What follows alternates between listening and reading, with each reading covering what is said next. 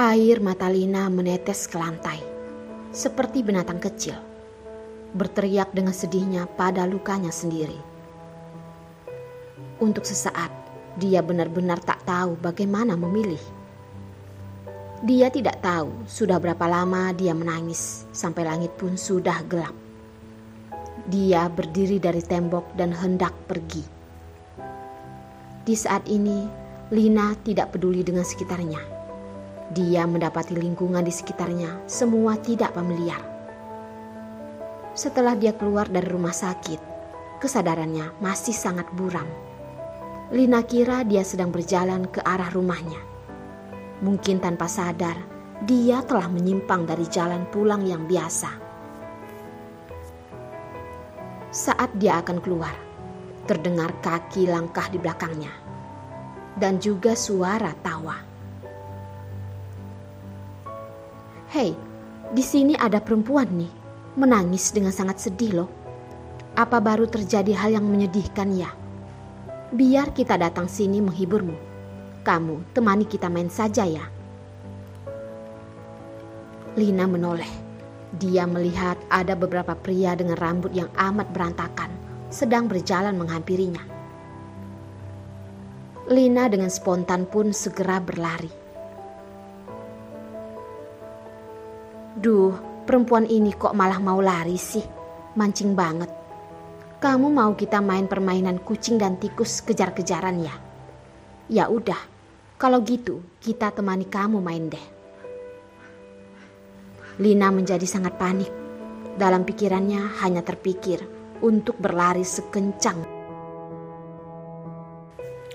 Pria-pria itu terlalu banyak. Lina berlari ke arah jalan. Itu adalah harapannya. Dia tampak tidak pikir panjang lagi, langsung berlari ke tengah jalan, berusaha menghentikan mobil. Karena tubuhnya masih lemah, dia butuh orang untuk membantunya, membiarkan dia naik ke mobil dan kabur dari sana. Kalau dia hanya melambaikan tangan dari pinggir jalan, walaupun banyak mobil yang akan melihatnya, tapi mereka juga mungkin akan melihat begitu banyaknya orang yang sedang mengejarnya. Kebanyakan orang pasti akan memilih untuk tidak menghiraukannya. Jadi, dia bertaruh dan berdiri di tengah jalan. Mobil berwarna silver berhenti beberapa sentimeter di depannya. Frekuensi detak jantung Lina tampaknya telah mencapai batas maksimum. Dadanya naik dan turun dengan cepat, dan matanya tertutup. Ketika beberapa geng pria di belakangnya bergegas ke tengah jalan, dan ketika mereka bersiap untuk membawa Lina pergi, seorang lelaki besar mengenakan kacamata hitam turun dari mobil dan dengan cepat mendatangi mereka. Lina berkata dengan panik dan bingung,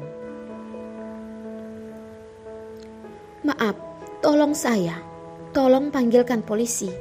Aku sama sekali tidak kenal dengan orang-orang ini." Lelaki besar itu berkata dengan serius dan keras,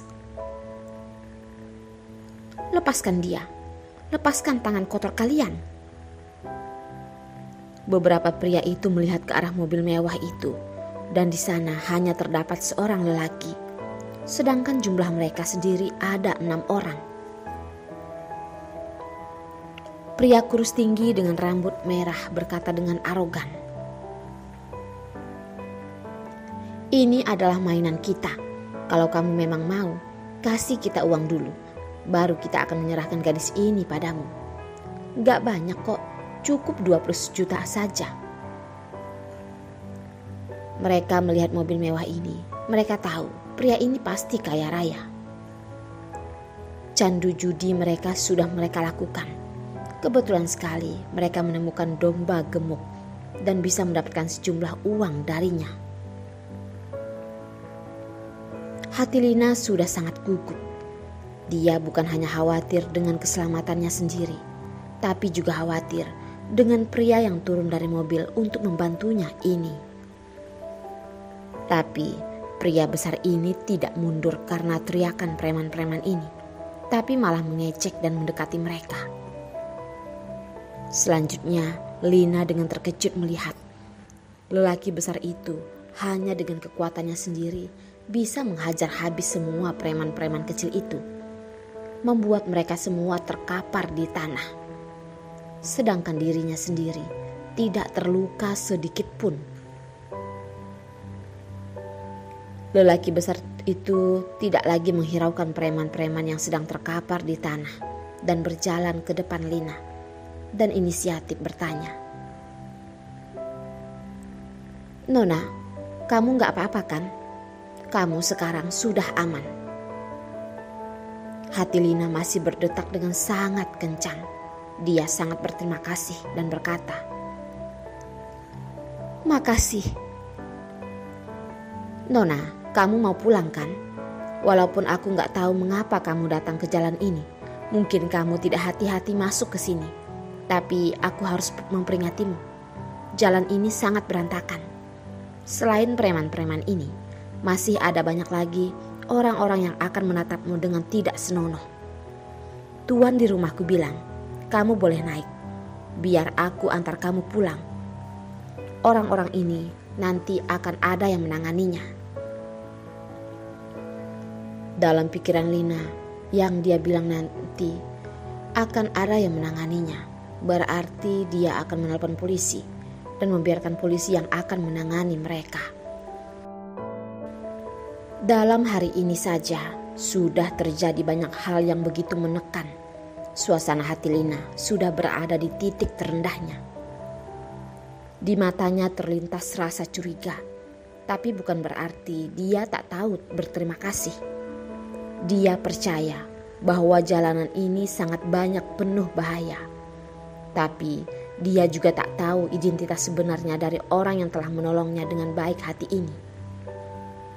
Hatinya masih sangat waspada. Pria kacamata hitam ini sadar dengan apa yang sedang Lina pikirkan, lalu lanjut berkata, "Tuan di rumahku pernah bertemu denganmu. Kamu ini pelayan dari keluarga Liu. Tuanku datang dari keluarga Hu. Makanya barusan tuanku memintaku untuk turun dari mobil dan membantumu. Jangan khawatir dengan keselamatanmu. Kami hanya ingin mengantarmu pulang." Keluarga Hu. Lina pun teringat dulu dia pernah bertemu dengan pria itu 2 kali. Satu di dalam pesta yang diadakan oleh Lulu. Satu lagi saat dia bertemu dengan Louis. Dan di saat itu, Louis juga memperingatinya untuk jangan dekat-dekat dengan pria itu. Mendengar nama keluarga Ho, hati Lina pun menjadi sedikit waspada. Kalau memang benar adalah tuan dari keluarga Ho itu, dia tak mungkin menghiraukan dirinya yang hanya sebatas seorang pelayan saja. Tapi mungkin saja tuannya itu memang suka membantu orang. Dengan sikapnya yang gentleman, makanya mereka bersedia membantu mereka yang lemah.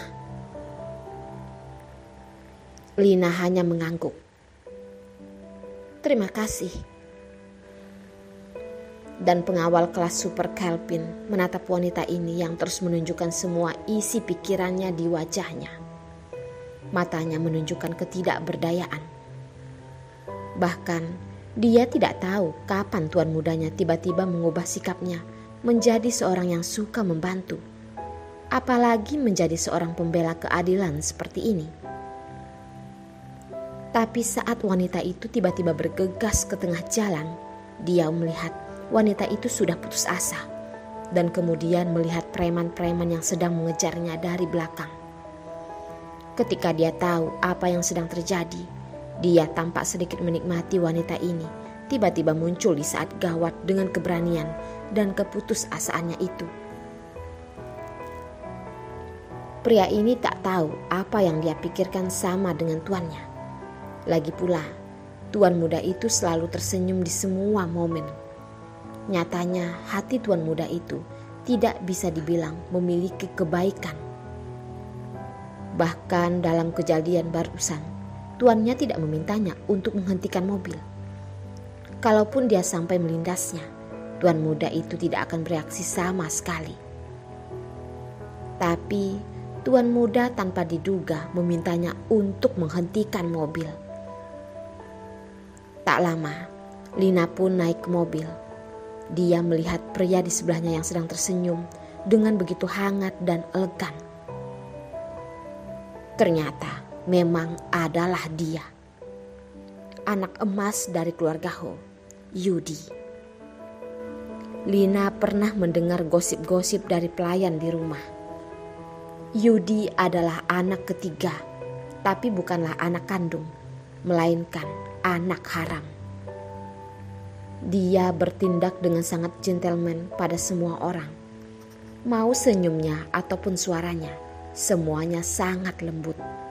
Namanya sangat dikenal dengan baik. Lina tidak tahu mengapa orang seperti ini Louis malah memperingatinya untuk menjadi